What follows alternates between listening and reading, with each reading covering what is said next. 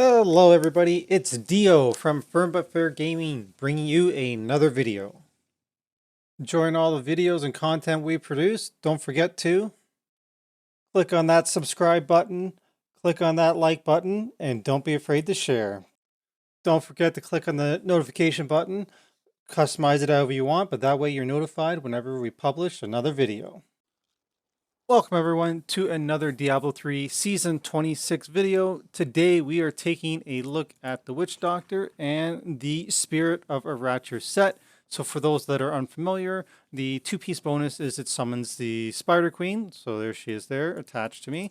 And she's permanent and she will go everywhere where you throw the corpse spiders and attack them. And then also she infects the targets that she attacks, and then when she attacks another target, it infects them, but when she deals damage, it deals damage to all infected enemies. The 4-piece bonus is now at least behind the webs, so as you can see, like there's the webs, and this will slow enemies, and we take 75% reduced damage while we are in the web, and for 4 seconds after. So there's going to be where we get some survivability. And then our 6 pieces, the damage of our creature skills is increased by 25,000%. That includes corpse spiders, plague of toads, firebats, locust swarm, hex, and piranhas. So we are mainly going to be using our corpse spiders, throwing them out there like you see. So what items do we need for this build to make it work? So we are using the Ring of Royal Grandeur as per usual. I'll just go down here so we can see. There it is there. And then for that, of course, we're going to have our only need 5 pieces. So we are using so this is where you have your choice, because there's 2 non-set items that you can use. I'll go back down the cube so we can see. One of them is the Mask of Jerem, where pets deal 200% increased damage. And the other one is our Depth Diggers, where our primary skills deal up to 100% more damage. So depending on the better version that you have of that item, you may want to switch which one's in the cube and then which one you're wearing. So assuming that one piece will either be the helm or the pants, and you'll switch between those. But the other ones that we'll have to be wearing will be the shoulders, the gloves, the chest, and the boots. To complement that, we will also be using the Endless Walk. So here we have the compass rose over the ring. So that's, of course, while the bonus from this, the 2 pieces, when we're standing still, we're going to deal 100% more damage. And then when we're moving around, we take less damage. We're going to get a damage reduction buff, as you can see down on the bottom there. So that's going to be that. And then the other ring that we have, we're going to be using the Ring of Emptiness. So you and your non-fetish pets deal up to 300% more damage to enemies that are affected by either Haunt or Locust Swarm. Locust Swarm is going to be one of the skills that we have. And then also for our bracers, we are using Lakumba's Ornament. So this is going to reduce all damage taken by 60% if your soul harvest is at least 3 stacks. So that is the highest one. You can get between 1 and 3. Ideally, I would get one that has a 1, and an additional 2% for each stack of soul harvest. So that is also going to be one of our skills. I just have to throw a few things because I spirit walked. I was in the spirit realm and he talks and is annoying. So there. Now I'm out of that. And then for our weapon, we are going to be using the Sacred Harvester. This is another one where you kind of pick and choose the better of the 2. So the Sacred Harvester, which now lets our soul harvest stack up to 10 times. So that's survivability. And then the other one is the Spider Queen's Grasp. So corpse spiders deal an additional 800% damage and releases a web on impact that slows enemies. So that is going to be, you're going to pick and choose whichever one is better out of that. So by default, you probably want the Spider's Grass in the Queen's Grass in the cube, because the unique modifier is up to 800%, whereas the Soul Harvester, or Sacred Harvester, sorry, it's by default just Soul Harvest now stacks up to 10 times. So it is always 10. You'll never find one that says 6, 7, 8. Like it's always 10. So it's better to, or you'll more likely, you'll get more benefit from having the Spider Queen's Grasp in the cube. And then for our offhand, we are using the Shakrani's Triumph. I probably butchered that. And basically what that happens is where you can be in the spirit realm forever until you either attack 3 times or you run into a champion elite or boss. So your movement is incredibly fast and you can just run for days as long as you don't run into an elite or attack 3 times like I mentioned. And that'll round out our items. For the cube, as we've already seen, we're going to either have and I've already mentioned, either going to have the Sacred Harvester or the Spiders Can Grasp. Then we're going to have either the Massive Jerem or Depth Diggers. And then lastly, we're going to have the Ring of Royal Grandeur. So potentially you could do the same here and put the Ring of Emptiness here and wear the Royal Ring, but you're more likely or better off, you're going to get better stats on the ring than you will on the Royal Ring of Grandeur. So we're going to want the Royal Ring in the cube. For our gems, we are going to use for our legendary gems, we're going to be using Enforcers. So this increases the damage of our pets by a certain percentage. And then at rank 25, our pets take 90% less damage.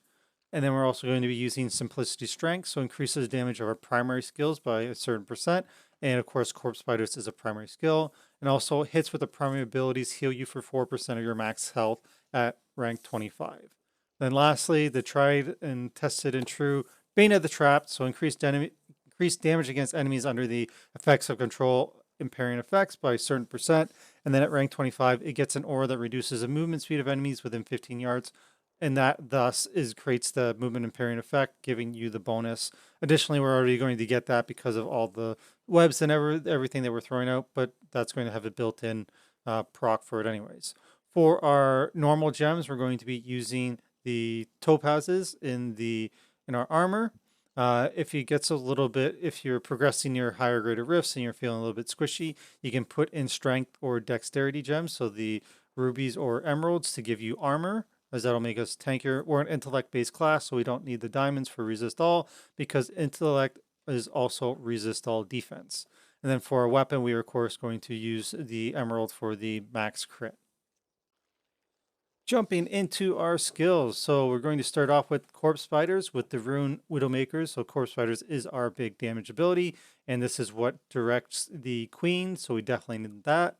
Also, we are going to take Locust Swarm with Pestilence. So Pestilence increases the chance for it to jump to another target.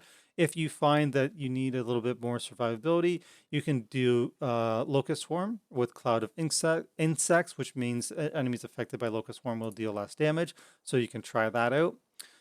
For tankiness, we're going to go with Horrify with Frightening Aspect. So every time we use this and we fear a bunch of enemies, we're going to get lots of armor. So that's going to help us be tanky. Then for our movement speed, so Spirit Walk with Severance. So we're going to run like a madman. And with our offhand, we're going to be able to run for days until we run into elites or decide to attack. And of course, our other survivability is Soul Harvest. So we are going to use that, and we have Languish on it. So basically, this is going to increase our armor for each enemy that we harvest. So this stacks up to 10 with our Sacred Harvester. And then lastly, our grouping mechanic is going to be Piranhas with Pyronado to help stack them up. So that we're going to be using this, that's Pyronado, to help stack them up so we can just throw our Corpse Spiders on top and deal massive damage to everything all at once. For our passes, we're going to be using Creeping Death so that our Locust Swarm lasts forever, or pretty much forever.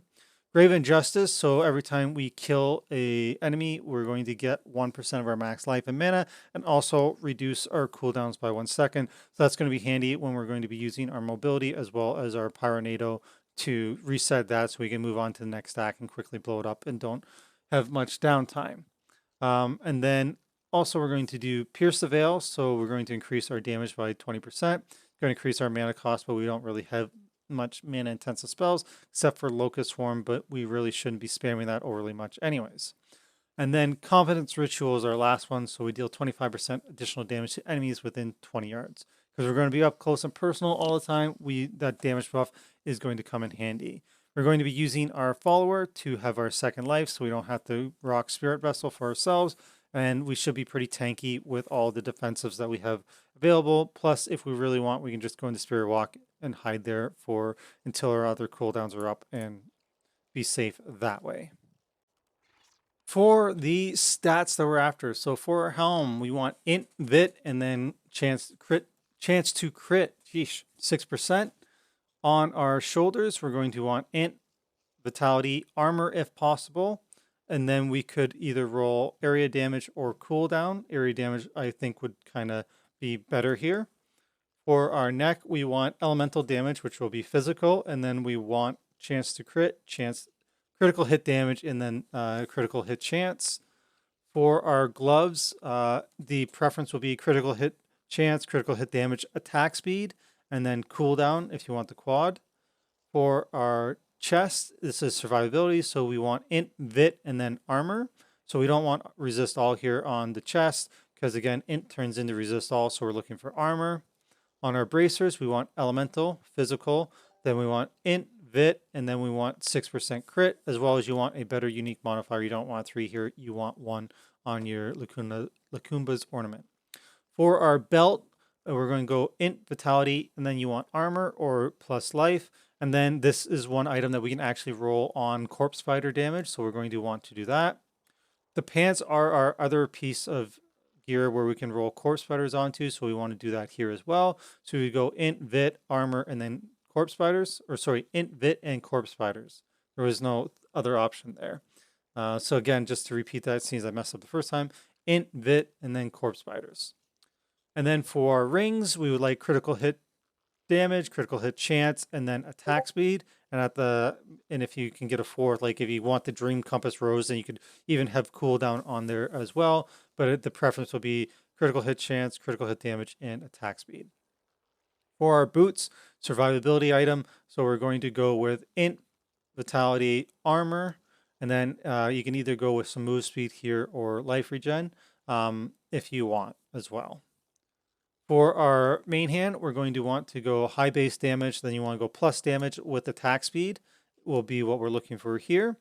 And then on the offhand, we're going to want plus damage, critical hit chance, area damage is actually nice. And then also you want to roll corpse spiders on there. I just want to double check. 99% sure you can get corpse spiders on here. And where is it? Yeah, there it is there. So we want to try to get corpse spiders on our offhand as well.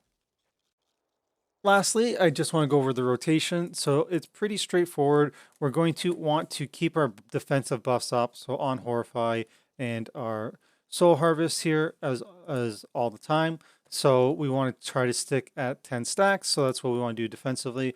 Otherwise, what you're going to want to do is we'll put our Pestilence, or Locust Swarm, sorry, to get the disease up to proc our Ring of Emptiness. And then when we have them all dotted, we're going to kind of get them somewhat grouped so we can throw the Pyronado to get them all stacked up. And then you're just going to throw jars into the middle of that and watch them die. And then, you'll refresh your stack, Horrify to get your armor, keep those buffs up, and then group them back up and just watch them die. And that's pretty much all there is to it. So this brings us to the end of the video. If you have any questions or comments, please let me know below. I'll do my best to answer them. As always, we appreciate likes, shares, and subscribes. So please click those buttons. Also, keep coming back. We're going to be doing a ton of guides for Season 26 on all the classes. So keep coming back. Check out those videos, excuse me, as well as we're going to have some other tips and tricks as well. So I hope you're enjoying Diablo Season 26, and we'll see you in the next video.